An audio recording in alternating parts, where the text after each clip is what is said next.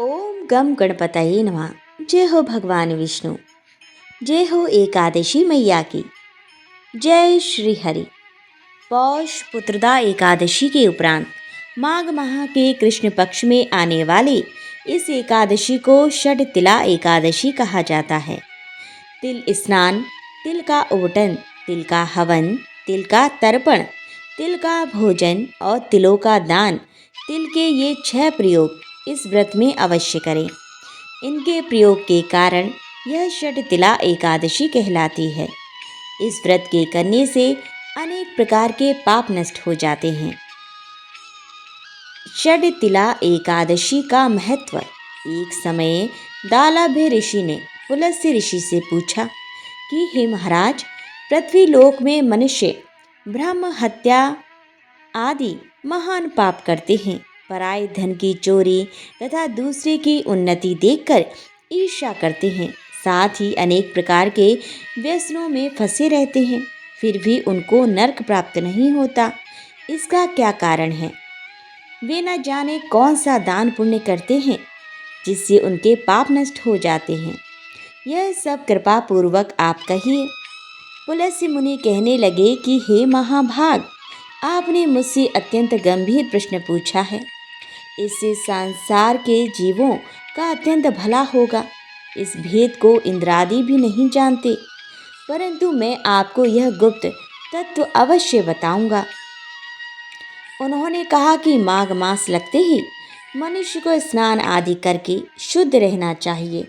इंद्रियों को वश में कर काम, क्रोध, लोभ, मोह, अहंकार, ईर्ष्या तथा द्वेष आदि का त्याग कर भगवान का स्मरण करना चाहिए। पुष्य नक्षत्र में गोबर, कपास, तिल मिलाकर उनके कंडे बनाने चाहिए। उन कंडों से 108 बार हवन करना चाहिए। उस दिन मूल नक्षत्र हो और एकादशी तिथि हो तो अच्छे पुण्य देने वाले नियमों को ग्रहण करें। स्नान आदि नित्य क्रिया से निवृत्त होकर सब देवताओं के देव श्री भगवान का पूजन करें और एकादशी व्रत धारण करें। रात्रि को जागरण करना चाहिए। उसके दूसरे दिन धूप, दीप, नैवेद्य आदि से भगवान का पूजन करके खिचड़ी का भोग लगाएं। तत्पश्चात पेठा, नारियल, सीताफल या सुपारी का अग्र देकर स्तुति करनी चाहिए। हे भगवान, आप दीनों को शरण देने वाले हैं। इस संसार सागर में फंसे हुओं का उद्धार करने वाले हैं। हे पुंडरीकाक्ष, हे विश्वभावन, हे सुव्य ब्राह्मण्य, हे पूर्वज, हे जगतपते, आप लक्ष्मी जी सहित इस तुच्छ अग्र को ग्रहण करें। इसके पश्चात जल से भरा कुंभ अर्थात घड़ा ब्राह्मण को दान करें तथा ब्राह्मण को श्यामा गौ और तिल पात्र देना भी उत्तम है। तिल स्नान और भोजन दोनों ही श्रेष्ठ हैं।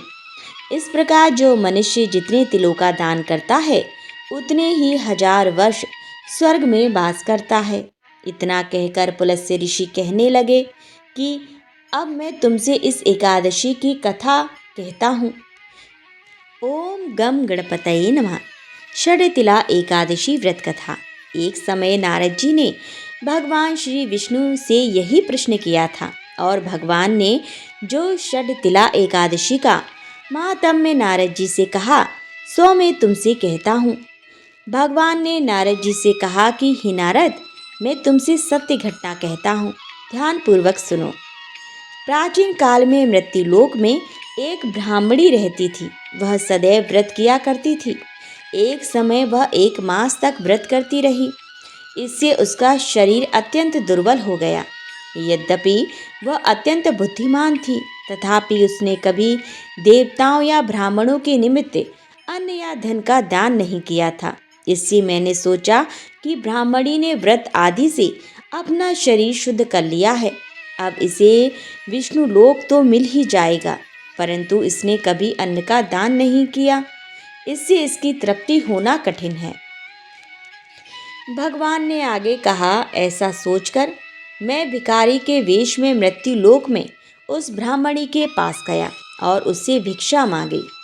वह ब्राह्मणी बोली, महाराज, किस लिए आए हो? मैंने कहा, मुझे भिक्षा चाहिए। इस पर उसने एक मिट्टी का ढेला मेरे भिक्षा पात्र में डाल दिया। मैं उसे लेकर स्वर्ग में लौट आया। कुछ समय बाद ब्राह्मणी भी शरीर त्याग कर स्वर्ग में आ गई। उस ब्राह्मणी को मिट्टी का दान करने से स्वर्ग में सुंदर महल मिला, परंतु उसने अपने घर को अन्न आदि सब सामग्रियों से शून्य पाया। घबराकर वह मेरे पास आई और कहने लगी कि भगवान, मैंने अनेक व्रत आदि से आपकी पूजा की, परंतु फिर भी मेरा घर अन्न आदि सब वस्तुओं से शून्य है। इसका क्या कारण है? इस पर मैंने कहा, पहले तुम अपने घर जाओ, देव स्त्रियां आएंगी तुम्हें देखने के लिए। पहले उनसे षटतिला एकादशी का पुण्य और विधि सुन लो, तब द्वार खोलना। मेरे ऐसे वचन सुनकर वह अपने घर गई। जब देव स्त्रियां आईं और द्वार खोलने को कहा तो ब्राह्मणी बोली, आप मुझे देखने आई हैं तो षटतिला एकादशी का महात्म्य मुझसे कहो। उनसे एक देव स्त्री कहने लगी कि मैं कहती हूँ। जब ब्राह्मणी ने षटतिला एकादशी का महात्म्य सुना तब द्वार खोल दिया। देवांगनाओं ने उसको देखा कि ना तो वो गंधर्वी है और ना ही आसुरी, वरन पहले जैसी मानुषी है। उस ब्राह्मणी ने उनके कथना अनुसार षटतिला एकादशी का व्रत किया। इसके प्रभाव से वह सुंदर और रूपवती हो गई तथा उसका घर अन्न आदि समस्त सामग्रियों से युक्त हो गया। अतः मनुष्यों को मूर्खता त्याग कर षटतिला एकादशी का व्रत और लोभ न करके तिल आदि का दान करना चाहिए। इससे दुर्भाग्य, दरिद्रता तथा अनेक प्रकार के कष्ट दूर होकर मोक्ष की प्राप्ति होती है। इस प्रकार षटतिला एकादशी व्रत कथा संपन्न होती है। जय श्री हरि। ओम गम गणपतये नमः। अति प्राचीन काल की बात है। द्रविड़ देश में एक पांड्यवंशी राजा राज्य करते थे। उनका नाम इंद्रद्युम्न था। वे भगवान की आराधना में ही अपना अधिक समय व्यतीत करते थे। यद्यपि उनके राज्य में सर्वत्र सुख शांति थी, प्रजा प्रत्येक रीति से संतुष्ट थी, तथापि राजा इंद्रद्युम्न अपना समय राज्यकार्य में कम ही दे पाते थे। वे कहते थे कि भगवान विष्णु ही मेरे राज्य की व्यवस्था करते हैं, अतः वे अपने इष्ट परम प्रभु की उपासना में ही दत्तचित्त रहते थे। राजा इंद्रद्युम्न के मन में आराध्य आराधना की लालसा उत्तरोत्तर बढ़ती ही गई। इस कारण वे राज्य को त्याग कर मलय पर्वत पर रहने लगे। उनका वेश तपस्वियों जैसा था। सिर के बाल बढ़कर जटा के रूप में हो गए थे। वे निरंतर परब्रह्म परमात्मा की आराधना में तल्लीन रहते थे। उनके मन और प्राण भी श्री हरि के चरण कमलों में मधुकर बने रहते। इसके अतिरिक्त उन्हें जगत की कोई वस्तु नहीं सुहाती। उन्हें राज्य, कोष, प्रजा तथा पत्नी आदि किसी प्राणी या पदार्थ की स्मृति ही नहीं होती थी। एक बार की बात है, राजा इंद्रद्युम्न प्रतिदिन की भांति स्नान आदि से निवृत्त होकर सर्वसमर्थ प्रभु की उपासना में तल्लीन थे। उन्हें ब्रह्म जगत का तनिक भी ध्यान नहीं था। संयोगवश उसी समय महर्षि अगस्त्य अपने समस्त शिष्यों के साथ वहां पहुंच गए, लेकिन ना पाद, ना अग्र और ना स्वागत। मौनव्रती राजा इंद्रद्युम्न परम प्रभु के ध्यान में निमग्न थे। इससे महर्षि अगस्त्य कुपित हो गए। उन्होंने इंद्रद्युम्न को शाप दे दिया। इस राजा ने गुरुजनों से शिक्षा ग्रहण नहीं की है और अभिमान वश परोपकार से निवृत्त होकर मनमानी कर रहा है। ऋषियों का अपमान करने वाला यह राजा हाथी के समान जड़ बुद्धि है, इसीलिए इसे घोर अज्ञानमयी हाथी की योनि प्राप्त हो। महर्षि अगस्त्य भगवत भक्त इंद्रद्युम्न को यह शाप देकर चले गए। राजा इंद्रद्युम्न ने इसे श्री भगवान का मंगलमय विधान समझकर प्रभु के चरणों में सिर रख दिया। क्षीर अवधि में 10 सहस्त्र योजन लंबा, चौड़ा और ऊंचा त्रिकुट नामक पर्वत था। वह पर्वत अत्यंत सुंदर एवं श्रेष्ठ था। उस पर्वतराज त्रिकुट की तराई में ऋतुमान नामक भगवान वरुण का क्रीड़ा कानन था। उसके चारों ओर दिव्य वृक्ष सुशोभित थे। वे वृक्ष सदा पुष्पों और फूलों से लदे रहते थे। उसी क्रीड़ा कानन ऋतुमान के समीप पर्वत श्रेष्ठ त्रिकुट के गहन वन में हथनियों के साथ अत्यंत शक्तिशाली और अमित पराक्रमी गजेंद्र रहता था। एक बार की बात है, गजेंद्र अपने साथियों सहित तृषाधिक्य अर्थात प्यास की तीव्रता से व्याकुल हो गया। वह कमल की गंध से सुगंधित वायु को सूंघकर एक चित्त आकर्षक विशाल सरोवर के तट पर जा पहुंचा। गजेंद्र ने उस सरोवर के निर्मल शीतल और मीठे जल में प्रवेश किया। पहले तो उसने जल पीकर अपनी तृषा बुझाई, फिर जल में स्नान कर अपना श्रम दूर किया। तत्पश्चात उसने जल क्रीड़ा आरंभ कर दी। वह अपनी सूंड में जल भरकर उसकी फुहारों से हथनियों को स्नान कराने लगा। तभी अचानक गजेंद्र ने सूंड उठाकर चीत्कार की। पता नहीं किधर से एक मगर ने आकर उसका पैर पकड़ लिया था। गजेंद्र ने अपना पैर छुड़ाने के लिए पूरी शक्ति लगाई, परंतु उसका वश नहीं चला, पैर नहीं छूटा। अपने स्वामी गजेंद्र को ग्रहग्रस्त देखकर हथनियां, कलभ और अन्य गज अत्यंत व्याकुल हो गए। वे सूंड उठाकर सिंघाड़ने और गजेंद्र को बचाने के लिए सरोवर के भीतर बाहर दौड़ने लगे। उन्होंने पूरी चेष्टा की, लेकिन सफल नहीं हुए। वस्तुतः महर्षि अगस्त्य के शाप से राजा इंद्रद्युम्न ही गजेंद्र हो गए थे और गंधर्व श्रेष्ठ ऊहु महर्षि देवल के शाप से ग्राह हो गए थे। वे भी अत्यंत पराक्रमी थे। संघर्ष चलता रहा। गजेंद्र स्वयं को बाहर खींचता और ग्राह गजेंद्र को भीतर खींचता। सरोवर का निर्मल जल गदला हो गया था। कमल दल छत विछत हो गए। जल जंतु व्याकुल हो उठे। गजेंद्र और ग्राह का संघर्ष 1 सहस्त्र वर्ष तक चलता रहा। दोनों जीवित रहे। यह दृश्य देखकर देवगण चकित हो गए। अंततः गजेंद्र का शरीर शिथिल हो गया। उसके शरीर में शक्ति और मन में उत्साह नहीं रहा, परंतु जलचर होने के कारण ग्रह की शक्ति में कोई कमी नहीं आई। उसकी शक्ति बढ़ गई। वह नवीन उत्साह से अधिक शक्ति लगाकर गजेंद्र को खींचने लगा। असमर्थ गजेंद्र के प्राण संकट में पड़ गए और उसकी शक्ति पराक्रम का अहंकार चूर चूर हो गया। वह पूर्णतः निराश हो गया, किंतु पूर्व जन्म की निरंतर भगवत आराधना के फलस्वरूप उसे भगवत स्मृति हो आई। उसने निश्चय किया कि मैं काल के भय से चराचर प्राणियों के शरण्य सर्वसमर्थ प्रभु की शरण ग्रहण करता हूँ। इस निश्चय के साथ गजेंद्र मन को एकाग्र कर पूर्व जन्म में सीखे श्रेष्ठ स्तोत्र द्वारा परम प्रभु की स्तुति करने लगा। गजेंद्र की स्तुति सुनकर सर्वात्मा सर्वदेव रूप भगवान विष्णु प्रकट हो गए। गजेंद्र को पीड़ित देखकर भगवान विष्णु गरुड़ पर आरूढ़ होकर अत्यंत शीघ्रता से उक्त सरोवर के तट पर पहुँचे।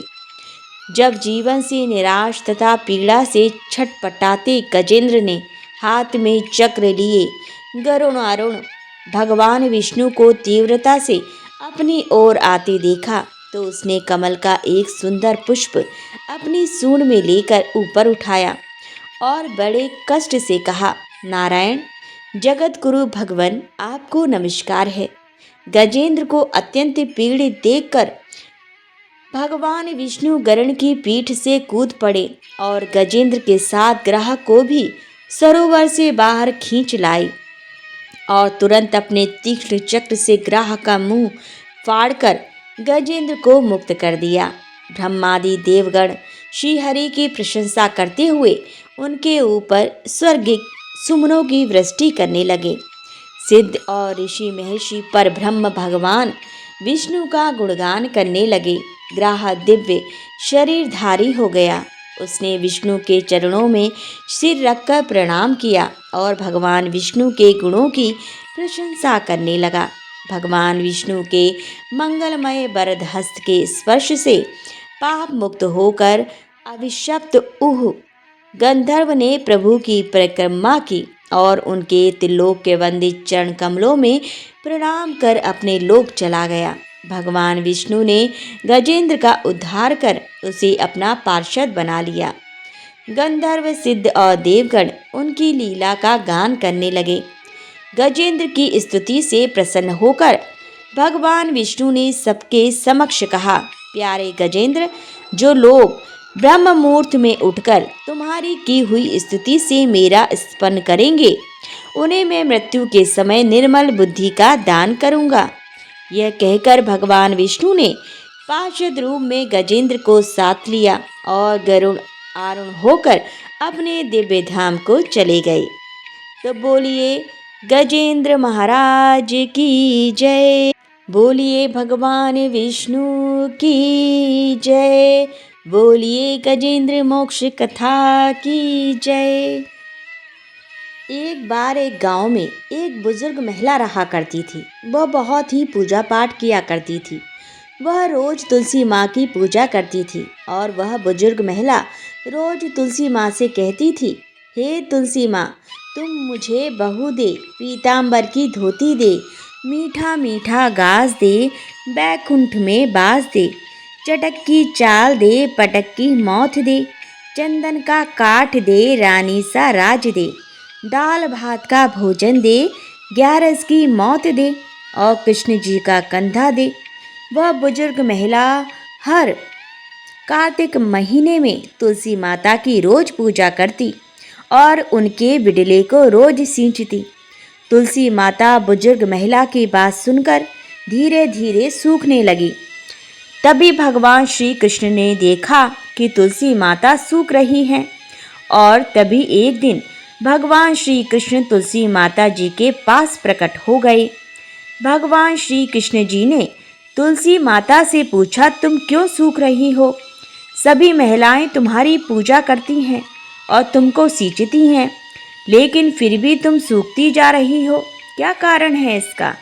जिसके बाद तुलसी माता ने भगवान श्री कृष्ण जी से कहा कि हे प्रभु, एक बुजुर्ग महिला मेरे पास रोज आती है और रोज एक ही बात बोलती है, हे तुलसी माता, सबकी दाता, मैं तेरा बिडला सींचती हूँ, तुम मुझे बहू दे, पीताम्बर की धोती दे, मीठा मीठा घास दे, बैकुंठ में वास दे, चटक की चाल दे, पटक की मौत दे, चंदन का काठ दे, रानी सा राज दे, दाल भात का भोजन दे, 11 की मौत दे और कृष्ण जी का कंधा दे। मैं उस बुजुर्ग महिला की सारी मनोकामनाएं पूरी कर सकती हूँ, लेकिन उसकी एक मनोकामना पूरी नहीं कर सकती। मैं कृष्ण जी का कंधा कहाँ से दूंगी उसको? तभी भगवान श्री कृष्ण जी तुलसी माता की बात सुनकर जोर जोर से हंसने लगे और फिर भगवान श्री कृष्ण जी ने तुलसी माता जी से कहा कि तुम चिंता मत करो, जब उस बुजुर्ग महिला की मृत्यु होगी तब मैं स्वयं ही उसको कंधा देने जाऊंगा और तुम उस बुजुर्ग महिला से यह बता देना। जिसके बाद भगवान श्री कृष्ण जी तुलसी माता को यह बताकर वहाँ से अदृश्य हो गए। धीरे धीरे उस बुजुर्ग महिला की तबीयत खराब हो गई और एक दिन जब एकादशी का दिन था तो उस दिन उस बुजुर्ग महिला की मृत्यु हो गई। तभी बुजुर्ग महिला के आसपास रहने वाले सभी लोग आ गए और उन्होंने उस बुजुर्ग महिला की अंतिम संस्कार के लिए उसको जैसे ही उठाया तो वह बुजुर्ग महिला वहाँ पर किसी भी व्यक्ति से नहीं उठी। तभी वहाँ पर अचानक से एक बच्चा आया और सभी से कहने लगा कि मैं इस बुजुर्ग महिला के कान में कुछ कहूँगा जिससे यह बुजुर्ग महिला हल्की हो जाएगी और आप सभी लोग इनको आराम से उठा सकेंगे। यह सुनकर सभी लोग बहुत ही आश्चर्यचकित हो गए और कहने लगे, ऐसा कैसे हो सकता है? और सभी लोगों ने उस बच्चे को बालक समझकर वहाँ से भगा दिया। लेकिन वहाँ पर उपस्थित एक बुजुर्ग आदमी ने उस बच्चे से कहा कि जाओ, तुम्हें जो कुछ कहना है वह कह लो। लेकिन सभी लोगों को यह नहीं पता था कि बच्चे के रूप में भगवान श्री कृष्ण ही खुद आए हैं। उस बुजुर्ग महिला को कंधा देने के लिए। जब भगवान श्री कृष्ण ने उस बुजुर्ग महिला के पास गए और उसके कान में जाकर कहने लगे, माई मन की निकाल ले, पीताम्बर की धोती ले, मीठा मीठा घास ले, बैकुंठ में बास ले, चटक की चाल ले, पटक की मौत ले, चंदन का काठ दे और अब ले कृष्ण जी का कंधा भी ले। भगवान श्री कृष्ण के इतना बोलते ही वह बुजुर्ग महिला हल्की हो गई और फिर भगवान श्री कृष्ण ने सभी लोगों के साथ मिलकर उस दिन महिला को कंधा दिया और उस बुजुर्ग महिला का अंतिम संस्कार किया, जिसके बाद उस बुजुर्ग महिला को मोक्ष प्राप्त हो गया और उस बुजुर्ग महिला को स्वर्ग की प्राप्ति हुई। हिंदुओं की मान्यता के अनुसार ऐसा माना जाता है कि तुलसी में माता लक्ष्मी जी का वास होता है। तुलसी जी का पेड़ लगाने से घर में सुख शांति और समृद्धि बनी रहती है और तुलसी जी की पूजा करने से मोक्ष की प्राप्ति होती है। तो प्रेम से बोलिए तुलसी मैया की जय, भगवान विष्णु की जय। जय जय श्री कृष्ण।